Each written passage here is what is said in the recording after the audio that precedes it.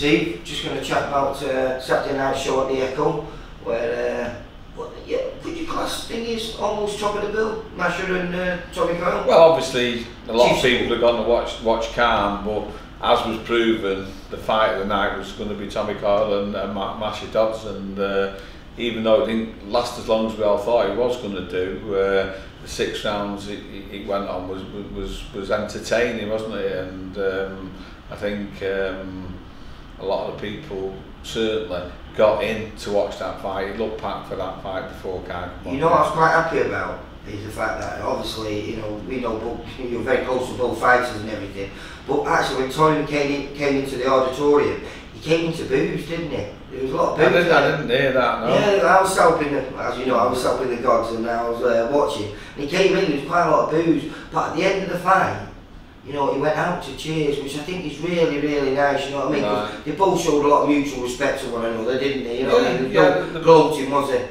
No, the build-up was good, and it was the same after the fight, and the only thing I would say in the fight is that Mashy didn't really perform as well as we know he can. But you've got to give credit to Tommy for that, because he's worked to a game plan, he's kept his distance, had a good range, and they were good.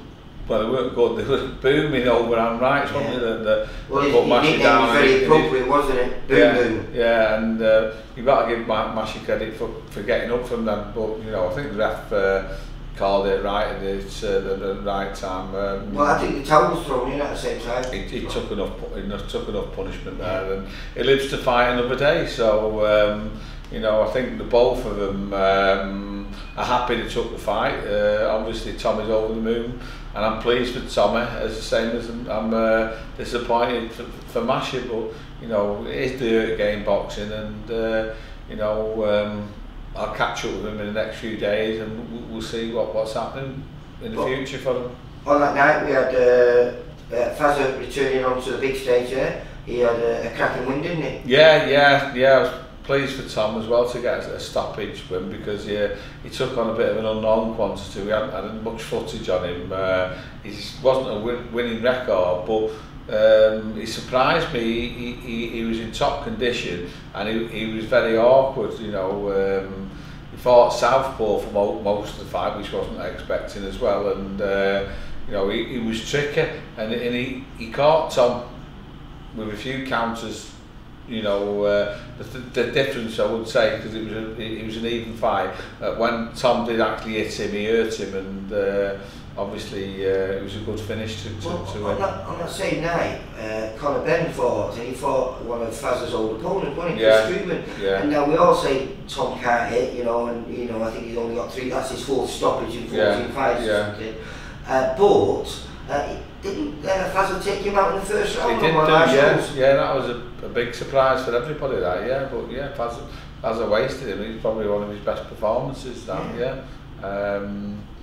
But he looks okay. Yeah. You know. And then we had Scott Fitzgerald, who I was listening to on the Facebook. They had it was shown live on Facebook, and they were happy with that performance, because the 3rd round he stopped him with it. Well, he put him over, and I mean, the kid had took some right wallops, and then he took some wallops after that. He's one tough man, that Hungarian. I mean, I don't know how he took that for 8 rounds. Obviously, from our point of view, it's good to get Scott the 8 rounds. You know, I mean, he was still bombing, but not as much in 7 and 8. But well, that was an intriguing fight in the fact that was a kid who took Anthony Fowler the distance for the first time over. It was over in Ireland now, I think. I don't know where it was, but I know Anthony went the 6 with him. We understand why now. Yeah, we can understand why after that. He took some serious punishment off Scott. As I say, that 3rd round, the body shot creased him. I didn't think he was going to get up from that. No. But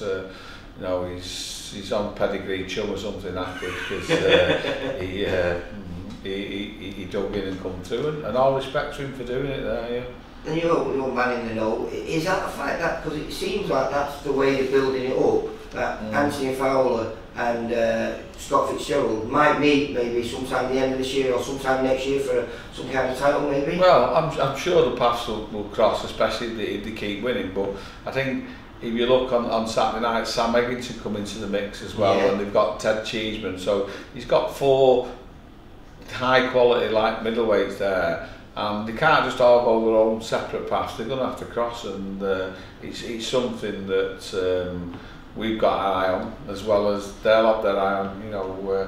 You know, Fowler and Fitzgerald's a fantastic fight, but I wouldn't want it to be wasted down the card on something. I mean, I'd like that to for a decent title, a bit of title, and if not top of the bill, at least chief support to a big top of the bill. Yeah, exciting.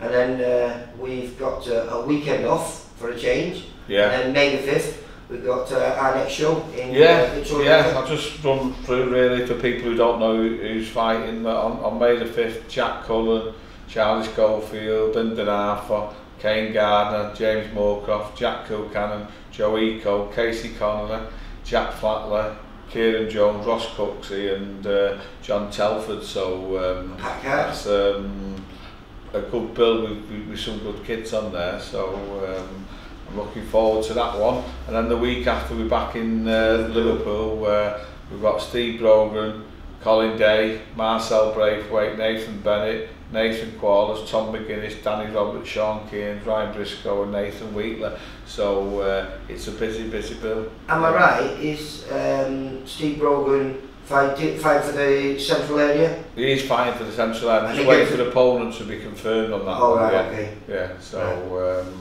as soon as that's done, we'll do one. Probably end of this week, Lee, if you come back, we'll do one on the Manchester show, and then we'll do one on Liverpool and let everybody know who they're all fighting. Yeah. Alright, Steve. Thanks a lot, mate. Cheers. See you later. Bye. Bye.